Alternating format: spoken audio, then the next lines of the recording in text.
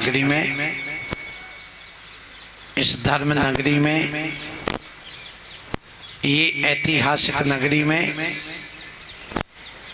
एक नहीं, यहाँ पर पांच जिनालय हैं और सब पंच परमेष्टि की आराधना करने वाले हैं। मेरा बहुत बहुत आशीर्वाद है। यहाँ की तारीफ जितनी की जाए उतनी कम है। समाज में एकता, श्रद्धा, भक्ति, समर्पण सब कुछ देखने को यहाँ मिलता है। इसलिए बार बार अभागढ़ में आने का मन करता है। बच्चों से लेके बूढ़ों तक मेरे आते ही इनमें के चेहरे खिल जाते हैं और खाट पर पड़ा हुआ व्यक्ति भी खड़ा हो जाता है। और ये हमारा यहाँ 7-8 बार आना हो गया है।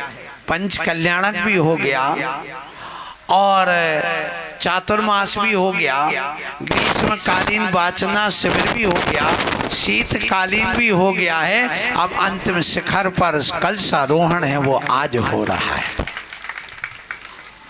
और ये कलशारोहण के पहले ध्वजारोहण किया गया है कार्यक्रम के प्रारंभ में। देखिए, हर व्यक्ति अपने जीवन को गतिशील बनाना चाहता है और बनाना ही चाहिए और रहना भी चाहिए। जिसकी गतिशीलता समाप्त हो गई वह मृत मुर्दा माना जाता है। आपके खून की गति रुक जाए, गतिशीलता समाप्त हो जाए तो बताइए क्या होगा। यदि हृदय की गति रुक जाए तो बताइए क्या होगा। तो जब आपकी गति रुक जाए तो जीवन रुक जाता है, आपकी जीवन लीला समाप्त हो जाती है। तो ये ध्वजा कहती है कि जैसी मैं गतिशील हूं वैसे तुम भी अपने जीवन को गतिशील बनाए रखो। इसलिए सबसे पहले ध्वजारोहण किया गया। आप देखिए, ये ध्वजा हमेशा सफलता की, विजय की प्रतीक है। हर व्यक्ति विजय चाहता अपने जीवन में, हर व्यक्ति सफलता चाहता अपने जीवन में, हर व्यक्ति संघर्ष करता है कि मुझे अपनी सफलता मिल जाए। तो ये जो हवा है, तूफान आती है, इसमें भी ये ध्वजा संघर्ष करती है और लहराती रहती है। इसी प्रकार संघर्ष में भी अपने जीवन को उज्जवल बनाना, संघर्ष से कभी पीछे नहीं हटना। जो जितना संघर्ष करता है उतना स्वादिष्ट, सुगंधित और चमकदार बनता है। आप मार्बल लगाते हो, जितना उस पर आप मशीन से संघर्ष कराते हो उतना चमकदार बनता है। चंदन को जितना तुम घिसते हो उतना सुगंध देता है। रस को निकालने के लिए जब गन्ने को घानी में पेला जाता है तो रस देता है। और यहाँ तक कि जब आप रोटी बनाते हो उसके पहले जब आप अनाज लाते हो उसको चक्की में डालते हो, संघर्ष करती है वो अनाज। फिर इसके बाद में वह तुम्हारे हाथों के बीच में और आटा के साथ में पानी मिला करके संघर्ष करती है। उसके बाद भी आप देखिए, फटा और बेला के बीच में वह लोई संघर्ष करती है। फिर तवे पर जाकर संघर्ष करती है। फिर वह रोटी आपके अग्नि में संघर्ष करती है। फिर हाथों में तोड़ने के लिए संघर्ष करना पड़ता है। फिर मुंह में जाने के बाद दांतों के बीच में चबाने में भी उसको संघर्ष का सामना करना पड़ता है, तब तुम्हारा पेट भरता है। इसलिए इस रोटी से शिक्षा ले लो कि यदि हमें पेट भरना है तो संघर्ष करना पड़ेगा। संघर्ष हमारे जीवन के लिए सफलता का सूत्र है।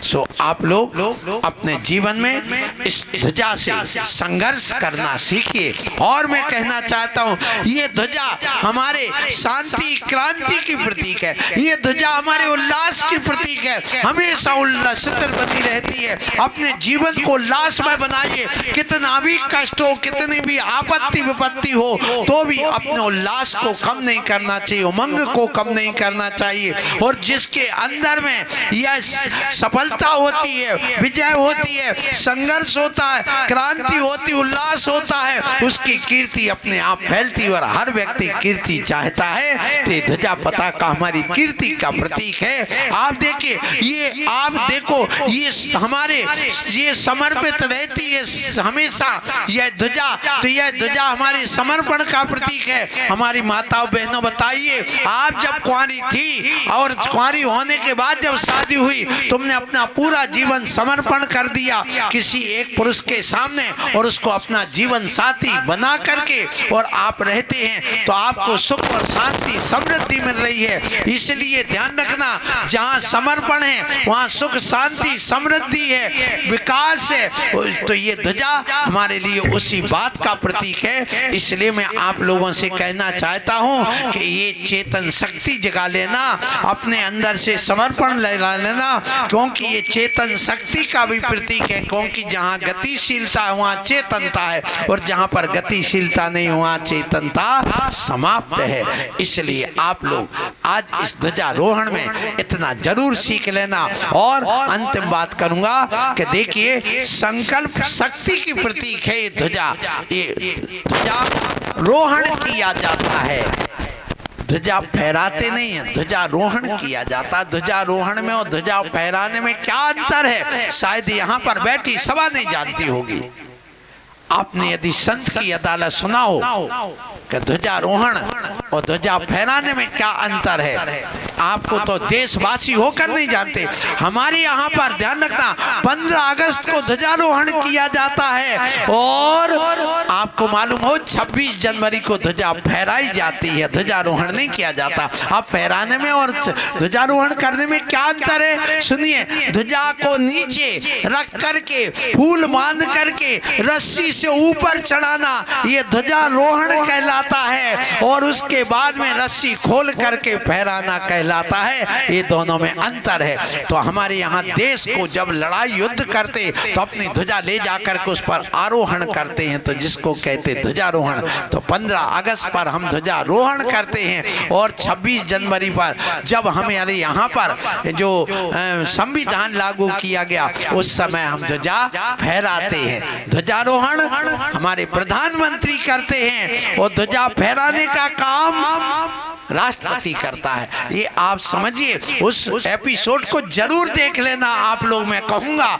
यदि आपने नहीं देखा तो आपने देश के प्रति कुछ भी नहीं सीखा, और ना आपने स्वतंत्रता और 15 अगस्त के संबंध में कुछ जाना है। सो आप लोगों को आज इस ध्वजारोहण पर यही कहूँगा, ये हमारे यहाँ जो ध्वजा फहराई जाती है, हमारे यहाँ ध्वजारोहण किया जाता है। सो ये सबसे पहले आज ये ध्वजारोहण का कार्य किया गया, और इस ध्वजारोहण का कार्य हमारे राजीव कुमार श्रीमती विक्टोरिया जी और उन्होंने किया। मेरा बहुत बहुत आशीर्वाद है। जिन सौधर्मिंद तरुण कुमार जी, कुबेर विपिन कुमार जी मुंबई से आकर के यहाँ बैठे हुए, इन्होंने किया है। यतीन्द्र कुमार जी जो महायज्ञ नायक बन करके जो महावीर आपके पंच कल्याणक में जो सौधर्मिंद थे, अब वो कौन बन गए, अपने पद को घटा करके महायज्ञ नायक बन गए। इसलिए कभी पद को घटाना नहीं बढ़ाना। अब तो भगवान के माता पिता बनना मेरा दोनों हाथ से आशीर्वाद है।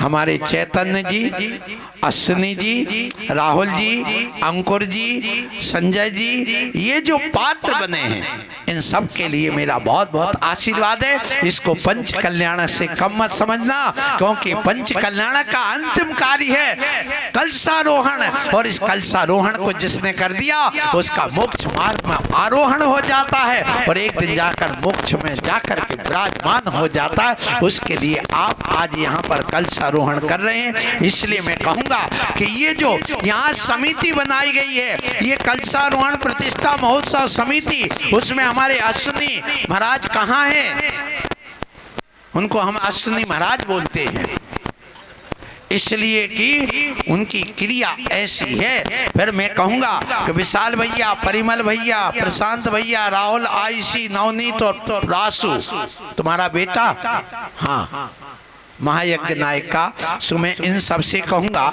और जो पुष्पदंत भगवान की जो ट्रस्ट कमेटी है मंदिर की, महावीर भगवान की जो ट्रस्ट कमेटी है मंदिर की, शांतिनाथ अटारी ना वो मंदिर है, फिर ये जो यहाँ पर अपन बैठे हैं, यहाँ पर मुनि सुव्रतनाथ और पारसनाथ भगवान का जो मंदिर है, इसके अलावा जो ट्रस्ट समिति बनी हुई है तुम्हारे स्कूल वगैरह की, समाज की, इसके अलावा विजय बालिका मंडल, सुना बालिका हो, इसके अलावा ये निधि महिला, वात्सल्य निधि महिला मंडल, और भी जो जो मंडल बने हैं, निर्मल सेवा समिति आदि जितने भी यहाँ पर हैं, ये सब लोगों ने आज बढ़ चढ़ करके भाग लिया है। इस बात की मुझे खुशी है। समय कम है, फिर भी मैं आपके बीच में समय लेकर के बोलने का प्रयास कर रहा हूँ, सीख रहा हूँ बोलना थोड़ा थोड़ा, कि मैं भी सीख लूँ तो अच्छा है। तो आपके यहाँ से मैं बोलना सीख गया हूँ चातुर्मास करके 2011 में, सो ये भी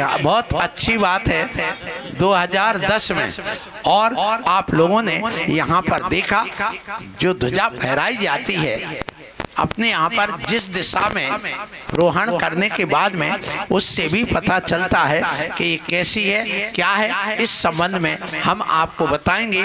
आप लोग अपने घर में आज एक नियम लेकर के जाओ कि हम घर में जाकर के अपने एक एक ध्वजा जरूर लगाएंगे।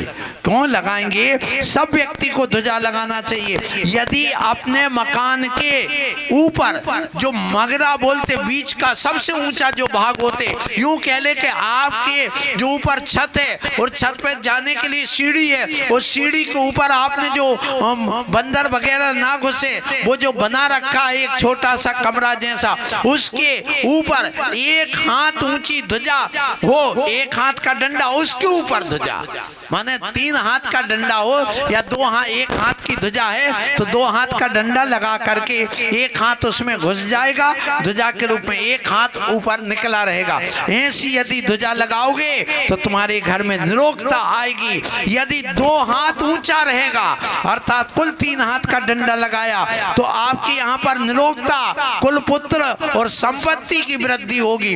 और यदि 3 हाथ आप लगाओगे तो निरोगता, कुल पुत्र, संपत्ति, यश, पद और प्रतिष्ठा की प्राप्ति होगी। और 4 हाथ लगाओगे तो तुम्हारे यहाँ पर जितने भी नगर में वे सब आदमी सुखी रहेंगे, निरोगता रहेगी, कुल पुत्र होंगे, पद प्रतिष्ठा होगी। और 5 हाथ यदि ऊंचा लगाओगे तो सारे देश में सुख समृद्धि और सुभिक्षता, धन धान की वृद्धि होगी। इस देश का पूरे भारत देश में क्या विदेशों में भी नाम होगा।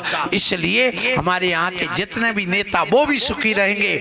सो मैं आप लोगों से कहूं, अपने घर में ध्वजा लगाओ, कम से कम 3 हाथ ऊंची ध्वजा आपके घर के ऊपर लगना चाहिए, जिससे कि तुम्हारे देश में, तुम्हारी समाज में, तुम्हारे कुल में, परिवार में, समाज में सब कुछ सुख शांति समृद्धि हो। यही मेरा आज ध्वजारोहण पर बहुत बहुत आशीर्वाद। बोलो महावीर भगवान की।